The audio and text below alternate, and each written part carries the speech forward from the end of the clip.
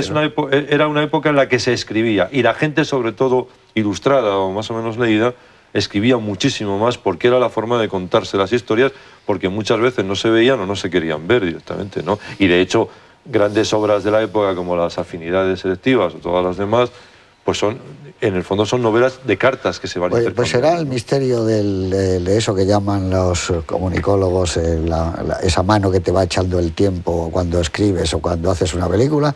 Pero tú ves esta de Escándalo en París, como vemos otras de Lewis o estos, y está recogida la época. Sí, absolutamente. Dice, fíjate que el decorado es pequeño, compáralo con el decorado de Los Miserables. Sí. No, es una tiendecita, la callecita de la recogida la época. Un fondito y está recogido. O la grandilocuencia del Vidocq de Pitov, que es una cosa tremenda. Lo considero insoportable. Insoportable, reconstruido con digital, con un París verdaderamente... No hace falta. Tú ves ninguna mucho mejor esta reconstrucción. Y con una confusión enorme. No logras enterarte ni en qué época estás. Podías estar en Marte. Además, esta película va a la esencia de lo que es el momento histórico. Y con 4 elementos te están metiendo en un ambiente... 4 decorados. Pero que ese es el misterio y que es la mirada del director. En una calle de estudio iluminada con 2 faroles, carta de una desconocida, y dices, es Viena. Y dices, no, es el plató número 4. Donde está, dices, no, es Viena. Y dices, ¿por qué? Dice, eso es un misterio. Pero además es una Viena pasada por el punto de vista del director. Con una melancolía por algo que ha pasado y que siempre ya el amor era distinto, y no las vuelve. Relaciones... Bueno, lo que ha pasado y no vuelve, que es irreversible. Yo creo que eso es la literatura en el cine, es mejor la literatura, es decir, ficcionar sobre la realidad y, como dice Antonio, sobre los recuerdos, de tal forma que cuando vas a Viena intentas perderte cerca del Hofburg y no está esa Viena, que evidentemente en algún momento de los recuerdos, tanto de Zweig como de Ophuls, pues evidentemente ellos la han estilizado, como si te marchas de España en un momento determinado e intentas recordar los años de la movida o cualquier otro. O el Paseo del Prado después. Y esto es lo que hace a estos directores inimitables. Eso es. Tienen una mirada tan personal que es inútil imitarlos. Entre otros, en España, eso lo ha hecho Buñuel. Tú ves Tristana y ves el arranque en Toledo, aquellos chicos jugando al fútbol, y el café, y ves el café con las bolas aquellas, eso lo ha hecho Buñuel, porque tiene algo especial. Los paseos de Don Lope por Toledo son por todo lo que es... Y los cuartos de decorado, que son los mismos decorados que hacen a cualquiera aquí, pero tiene algo. Porque combinaban, yo creo, minuciosidad con un cierto estilo relajado. O sea, ves estas películas y se han tomado su tiempo, pero además son muy minuciosas. Te das cuenta que cada plano, cada secuencia, ellos sabían lo que querían dejar ver y dónde querían verlo.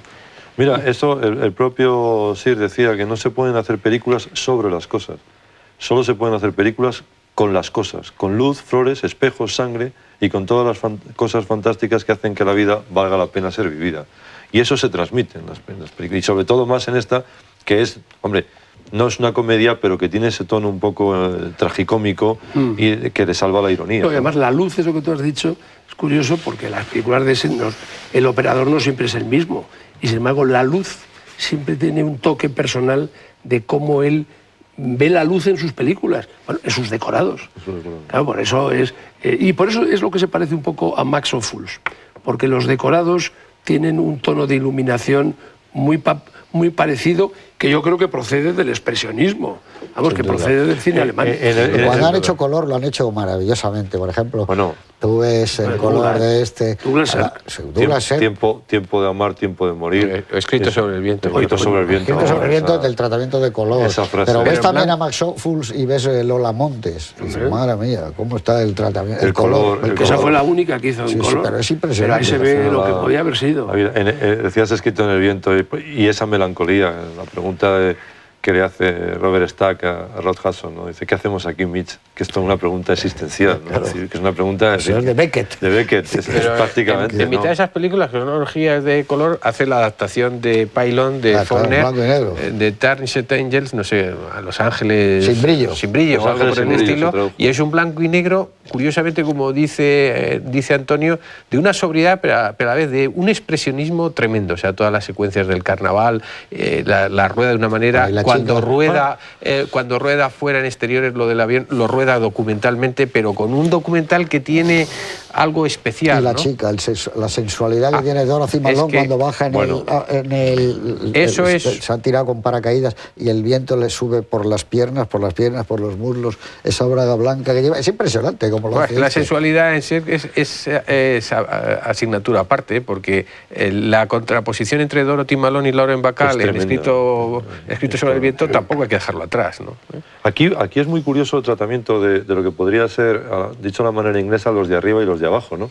Porque los de abajo están muy tratados de manera expresionista, por las mismas un poco aspectos de ellos, un poco subrayados los rasgos, y en cambio los de arriba están tratados como de una manera clásica, estilizada, elegante, con trazo fino, mientras que el otro parece un trazo grueso, los dibujos de Schiele o de todos los expresionistas alemanes, ¿no? Y está hecho, la escena más contrasta es la del banco, cuando entran en el banco y nos van presentando los personajes que están exagerados. Estoy de acuerdo, Fernando, pero no dejan también de estar también un poco estilizados. Yo creo que viene de la herencia del teatro y del expresionismo, porque, por ejemplo, el conde o el padre de Signe Hasso es una caricatura, la vieja es una caricatura. Total, el utilizar a un mono no es nada casual. Un mono que se llama Satán.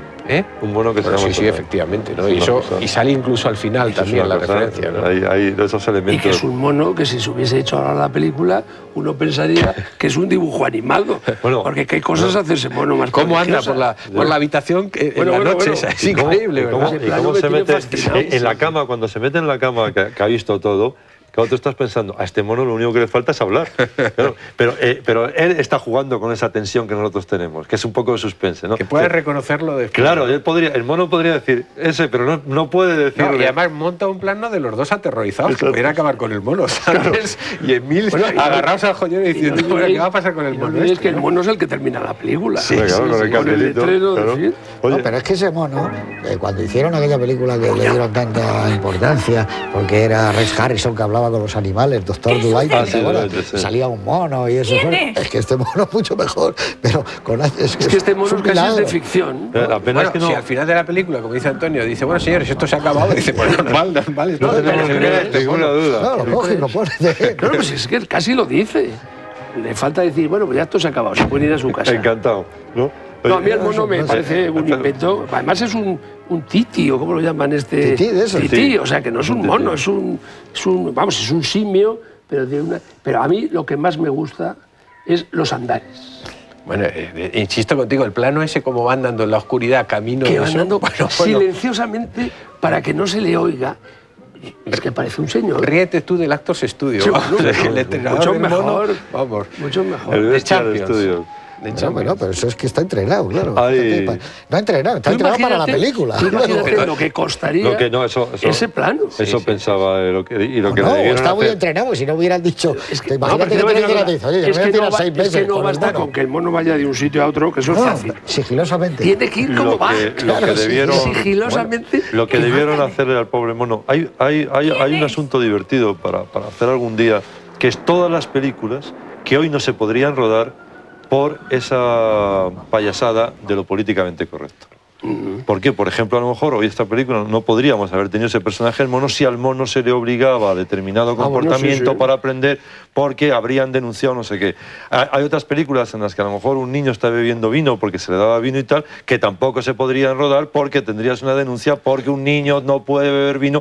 Y tú te hartas de decir, oiga, que es una película, que no es vino, que es mentira. No se podría filmar Oliver Twist, porque estaba pensando en Oliver Twist precisamente. No, pero es que esto ocurre mucho. A mí, por ejemplo, alguna vez, en alguna película mía, me dicen, pero al final mataste al perro.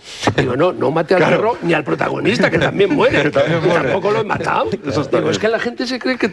No, yo no he matado al protagonista, que sigue viviendo, y al perro tampoco. Yo hace unas semanas veía El Mercader de Venecia, y la interpretación de Pacino, que yo creo que es claramente caricaturesca del judío, pero es un judío tan malo que yo siempre he pensado, no me extraña que El Mercader de Venecia hayan tardado en hacerla. Y viendo la película me extrañaba que no haya sido saludada como una muestra de antisemitismo, etcétera, etcétera. Llega un momento en el que dice, sale un profesor de universidad y es un malvado y tal, y entonces todo el mundo, el profesor de universidad, dice, es intolerable que se nos trate, que es una película. Oiga, eso ha pasado hace mucho tiempo. Hombre, ya. Claro que sacabas a un sereno que era un ladrón y el gremio de enseres protestaba. A mí una le escribió un señor de Murcia diciendo que cómo se le había ocurrido de poner así a un señor de Murcia. Qué Vamos, bueno es eso, Cerninete, qué el señor bueno de es Murcia. No, y ahora hay un latiguillo que se pone en muchas películas que dice la productora, el director, certifica que los animales que salen en la película no han sido sufrido. sacrificados. Pero es que no lo duda En nadie. Estados Unidos hay una asociación que supervisa los rodajes para que no sufran. Lo que tú dices tenía que ser al revés, la productora, tal, no sé qué, certifica que los actores no han sido maltratados. Exactamente. y que los actores que mueren fulminados por tiros no han muerto. Y así son malas todas. Puede verlos usted en Boulevard Street el sábado por la noche, que estarán